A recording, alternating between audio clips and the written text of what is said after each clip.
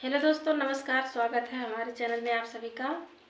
तो एक पंडित जी का गारी गीत लेकर के आए हैं, आप लोग सुनिए। बहुत प्यारा गारी गीत है।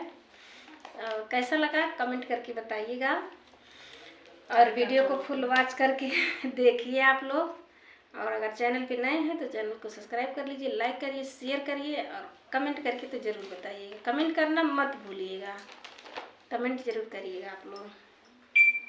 सब केहू बैठे बीच मड़उआ, पंडित बैठे यारी जी। सब केहू बैठे बीच मड़उआ, पंडित बैठे यारी जी। चोरी चोरी आइल बिलरिया, लैगे मोछ उखारी जी। चोरी चोरी आइल बिलरिया, लैगे मोछ उखारी जी। हाथ जोड़ी के कर चिरौरी, मान ला बात हमारी जी। हाथ जोड़ी के कर चिरौरी, मान ला बात हमारी जी।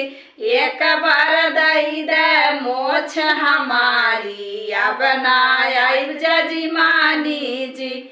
एक बार दई दा मोछी हमारी, अब ना आइब जजमानी जी।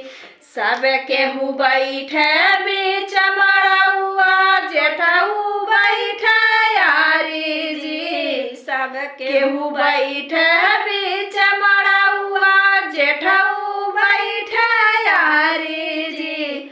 चोरी चोरी आइल बिलरिया, लैगे दाढ़ी उखारी जी। चोरी चोरी आइल बिलरिया, लैगे दाढ़ी उखारी जी। हाथ जोड़ी के कर चिरौरी, मान ला बात हमारी जी। हाथ जोड़ी के कर चिरौरी, मान ला बात हमारी जी। एक बार दई दाढ़ी हमारी, अब ना आइब ससुरारी जी।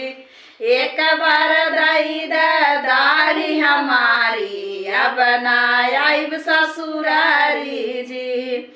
सब केहू बैठे बीच मड़उआ, सब केहू बैठे बीच मड़उआ, बरतिहा बैठे यारी जी। सब केहू बैठे बीच मड़उआ, बरतिहा बैठे यारी जी। चोरी चोरी आइल बिलरिया, लैगे चुरकी उखारी जी। चोरी चोरी आइल बिलरिया, लैगे चुरकी उखारी जी।